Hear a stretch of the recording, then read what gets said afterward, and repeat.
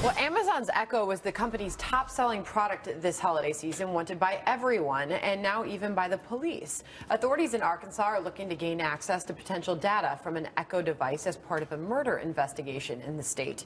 Prosecutors say they are looking for clues in any comments the device may have overheard. We reached out to Amazon for comment on the investigation, and here is what they said. Amazon will not release customer information without a valid and binding legal demand properly served on U.S. Amazon objects to overboard or otherwise inappropriate demands as a matter of course. Joining us is attorney and radio host Christi Kunzig. Good to have you here this morning. It's a really fascinating conversation because during the commercial I said, did anybody get this for Christmas or have one? Dagen says yes. She says it's always recording. So of course this is going to come up if it could possibly help in an investigation. Absolutely. It's really interesting to see how this is going to affect our privacy rights in the future.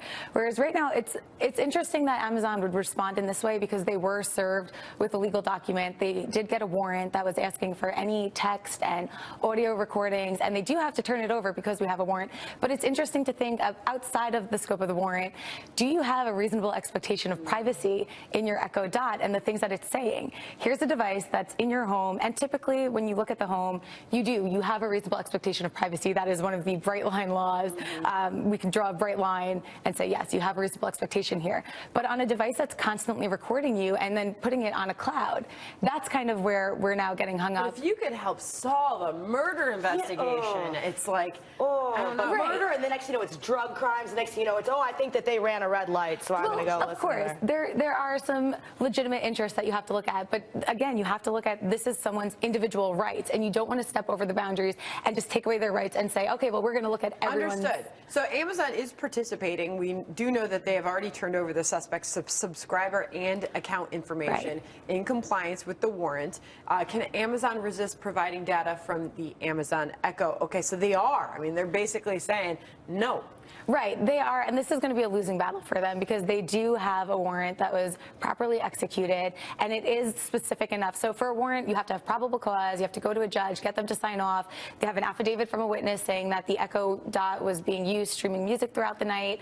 So they do have everything that they need to get a warrant. I can imagine that that's going to, that's going to stay in people's heads when they think about getting something like this. It actually should. But if you have a drop cam, for example, that's always on, which a lot of people use to watch, they use as nanny cams or to watch their dogs when they're not there, but they're always on. Right. And they're constantly recording, and the video is online, so there's basically video of you walking around your home for whatever reason, and it would be potentially accessible by legal authorities if you were ever involved in any kind of case. There's going to be more commercial and personal applications of this whole Internet of Things now, so this is going to become more and more prevalent.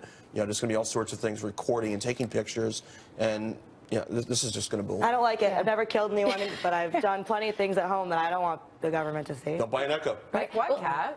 I'm not talking about it on TV.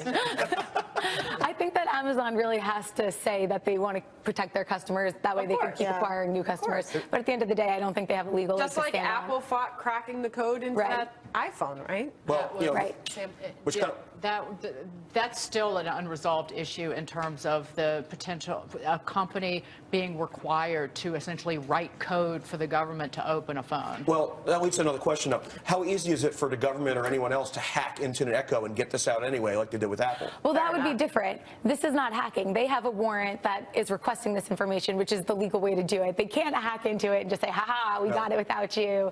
It's a little different than the Apple. They probably already are. That's my thought, Kat. Right. If they hacked in, they wouldn't be able to use it in court, so it would really hurt them. Christi Kunzig, thank you. Thank you very much. All right, we'll keep following that story. Coming up, ring in the new year with a great deal, the top champagne. Cheryl Casoni, are you listening? For every budget. She loves champagne. Next hour on Mornings with Maria.